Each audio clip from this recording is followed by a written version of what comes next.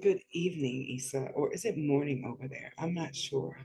I didn't even concern myself with the time thing because I was like, I will blow my own mind. So I actually started this by tapping into the transcendence frequency.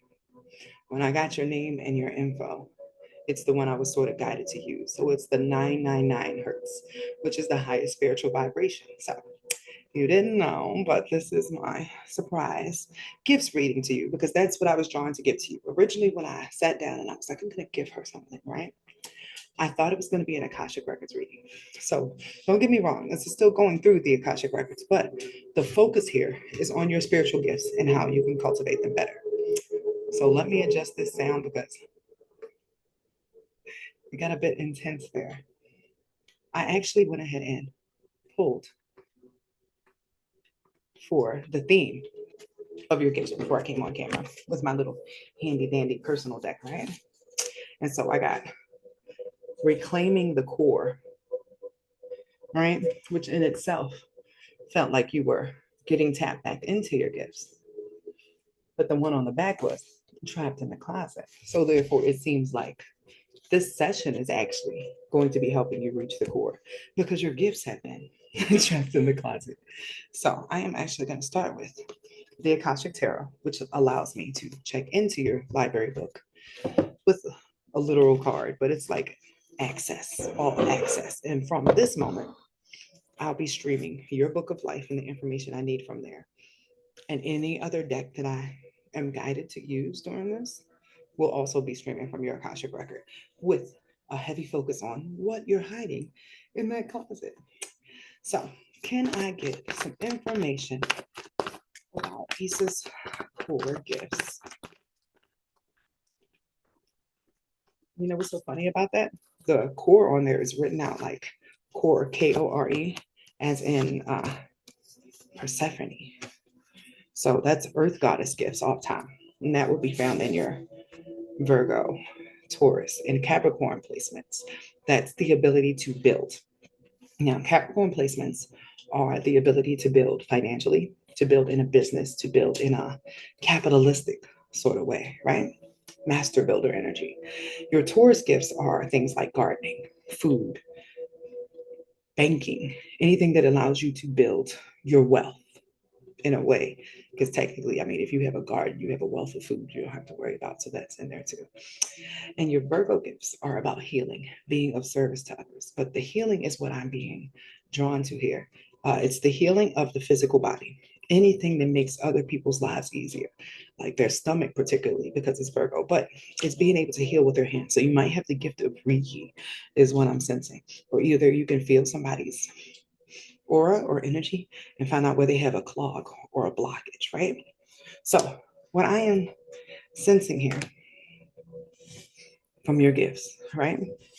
What's hidden at your core, it does sort of relate to Persephone because it seems like you are missing your Pluto, your transformation point, the person who helps you break out of the patterns that have been set by your family. So there are two opposing energies inside of you. One is you coming into all of this stuff, right? But it feels like there's a part of it or part of you that's like cheering for everybody else getting their gifts, but you don't recognize yours. And it's like, oh, I'm included in that way too. Like you're just enjoying the process and learning. But a part of your amazing aptitude is how you learn and how you're able to apply once you learn. But that's those Virgo gifts as well. So you might be feeling intimidated or like less magical because your gifts aren't or they don't come out like the way mine are, like with the cards and stuff. But you have not yet tapped into the fact that you can touch people for information. That the more you learn, the more you're able to pull together. But see, this is the sands of time card. It feels like there's somebody who's coming into your life who is going to help you push, push yourself or what you thought was possible for yourself. And this has something to do with writing. Keep in mind that Virgo is ruled by Mercury. So I'd also dare to say that you have the ability to change outcomes or create outcomes with your pen to move through time, like to manifest in high speed time. Say, for instance, you write a list. And yes, I have this over my ears like this. If you write a list of stuff that you want to get done, watch how fast it gets done. There's power in your pen and power in your mind that you have trapped, that you haven't even had access to. And it's like, try everything is the energy, but more so, learn everything. Any book you come across, it's like you can absorb the knowledge and then suddenly it starts working in your life from there. Like once you enter something into your computer, it starts processing and there's nothing you can do about it. So technically, you taking the wheels off, the training wheels, or coming out of the closet, as this was saying, only requires you to start digging deeper into your stuff, which is probably why you hired me for the chart reading. Like once you know it, once it's revealed to you, you can't help but to start thinking about it. But ironically enough, part of your gift comes with the connection, the partner you currently have that's upgrading, or the one that's on the way, but it's feeling like it's on the way. Like your relationship will be a gift to you. And you guys will be going through an initiation together. This is a spiritual initiation. Because right now, you both are caught in the ruins. It's like the end of an era. Like y'all are clearing out old stuff so that y'all can soon link up. But I'm getting that the reading you need to do to help you through this end phase that's leading you to your partner, that's going to be the igniter for the big transformation, right? It's like self-help books. Learn more about like how to heal your body, how to heal your mind, how to do shadow work, even how to do light work. And light work is the opposite or the balancer for shadow work. Shadow work is when you dig through the darker stuff that has kept you blocked, right? Light work is when you look at all the good stuff about yourself and start to feed your light and embrace your gifts. And one of your gifts is the Akashic Library. Can't make that up, right? So I am going to recommend that you actually get this deck. And I got it off Amazon, mainly because of this right here. It helps open your channels. It helps open your ability to receive intuitive messages from outside yourself. And that's a part of your intuition, reaching the core, digging past other people's estimation of what you're worth is what I'm feeling. It's like maybe people didn't particularly notice your shine in life, but that's because you're like the diamond in the rough. They don't see you coming. They don't see what's about to happen here. So let's see what you're meant to do with your gifts, because that's why I'm feeling led now. Like there's a particular purpose. So I'm gonna pull from this archetype deck, right? This shows you the personified characteristics.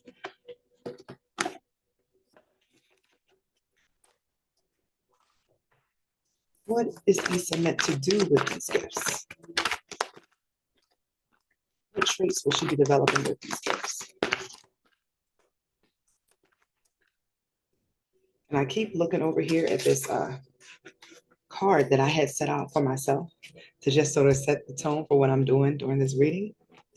But it means that it was supposed to be in this spread I did, but because I took it out, it was over there. This is the Buddha prepares. This is you getting information, you getting ready for the new traits that are about to come in, which are I'm so excited about this. Healer, first and foremost. Do you see the hands? Do you see the power in those hands there? That's totally Reiki. Can't make it up, right? But then also here, you're going to be learning how to get in your soft air, how to be in your feminine flow as a means of empowerment. That has to do with this commitment. Somebody who's transforming the way that you look at yourself. It's like this person is going to be extremely masculine. Like you're not even going to be able to open your own door. Is the energy I'm getting here? But something about that allows you to start blossoming. to start opening up to pieces of yourself you didn't even know were in there, and in a good way. It'll give you that intuitive flow that you've been looking for in your gifts. Like it feels like you want to just know stuff off top. Like, hey, I just want to know the things. But when you read and you like, for instance, if you get a book on clairvoyance and you read it, suddenly you'll start getting those intuitive things that you want because you have a air sign way of processing stuff before your Neptune and your Pisces and your Cancer gifts kick in. This also connects to this seeker energy. And this is your Sagittarius energy. Wisdom gained through research and doing your own experimentation. I was just guided back to this card. You see how it's a guy and the female? Like you guys will be mutually healing each other or trying out these modalities that you're coming up with together. Like you're going to be developing a new way of healing people for your area. Maybe it's a combination of Western and Eastern medicine, like what's already available in the world and like the psychic stuff included in order to make it a more thorough healing. Like, you know how somebody can get diagnosed with something and then they have to take a bunch of medication? It's like you would step in and give them that middle piece that they wouldn't have to take all those pills and all that stuff. You would clear out the spiritual blockage that's causing the issue in their aura or their liver or whatever. And you would do that through the hand healing. Like you'd be able to feel where the block is and pull it out. And then the next time that person goes to the doctor, they'd be like, hold on, how did this start healing? We thought this was uncurable, but they didn't know it was a spiritual ailment, and you did. So that will be your specialty. So what will Yssa be releasing in order to step into these gifts? Going to be some isolation needed for you to reach that core. But shadow work, you have been in some ways disassociated or disconnected from your body. So you're going to be doing stuff to get you back in touch with your body and your own personal self-healing, because that keeps coming up, your own personal self-healing journey. Because this was the other card that came there. It's like other people didn't see your worth, so they put you in a box and it was all a lie. You have to relearn yourself, but then you also have to feel all the feelings that you didn't allow yourself to feel when you thought they were just trying to help you by telling the truth. This reminds me of like a child being really good at dancing and singing, but their parents don't see how it would make their future any brighter or it would be financially responsible. So they say, hey, that's cute or whatever, but like, stop that, come read this book. So you never got to develop the other skill that would have brought you fulfillment this whole time. It feels like you disassociated from yourself in order to navigate through life, and you're coming back home to you. It's like you have been trapped in your own closet, if you will. So now I'm going to pull for what you need to focus on at this time for this healing.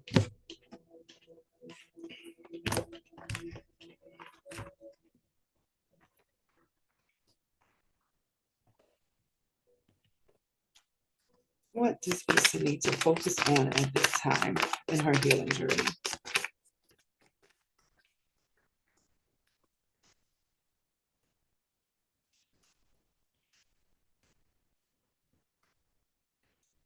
Great, guys. Very helpful. Healing. Like, really. But look at the hands again. Work on those hands. If you aren't already a Reiki master, that's on the list of things to work on healing. But you're being asked to have courage. You got to be brave because you're going to be stepping out of your own estimation. But fear not, because you have guides, you have angels, and even I feel like your mate in the astral is assisting you at this time. You're just being asked to use your logic to notice patterns because you have not tapped back into your intuition yet because of that disassociation or that disconnection from your body. That's going to be clearing out over the course of the rest of this year. But in the meantime, like if you notice 10-10 all the time, that's a sign. Look it up when you see it and go with the first definition that pops out to you. If you notice that there are several different memes that say a certain message, but then you see it on a bus or somebody says it to you, like you are going to be using your pattern recognition skills in order to create a flow for your intuition in the future. That will help with this healing thing. And going to get your own personal Reiki session, hearing. Could also be some white candle work. And by white candle work, that's healing candle work. If you light a white candle for yourself, it's like an energetic flush. But most definitely, you're being asked to have courage and to keep this to yourself so that nobody interferes as you are developing into yourself. That's why you might realize that you start losing friends or you don't want to be around people as much. It's because you're being isolated so that nobody separates you from your intuition or your guides or blocks your ability to hear while you're going through this phase of reaching your core and coming out of your closet. So I'm going to pull last from my empowerment deck that I just got this week. I've been using it for all my readings now. Just to give you a couple messages. Hold on, I gotta close this right. A couple of messages from your spirit team. And I do believe that the message I am about to deliver to you, or the messages, will trigger the ones that you have already been receiving in those synchronicities, like I was mentioning. So, what closing message of empowerment does Yssa need to hear today? Closing message of empowerment needs to hear today.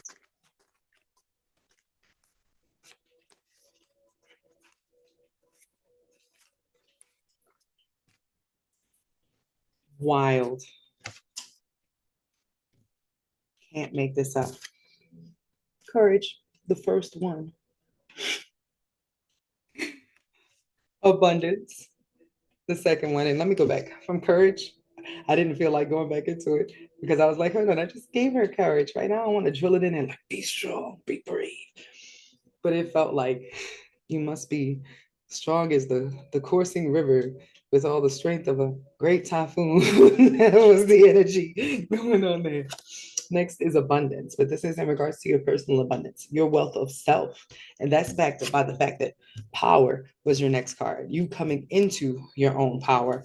And do not be afraid because you are being guided the whole time. There's a team holding your hand. You do not have to be nervous that what you are going to be doing may not be a reflection of what you thought you were meant to do in life before.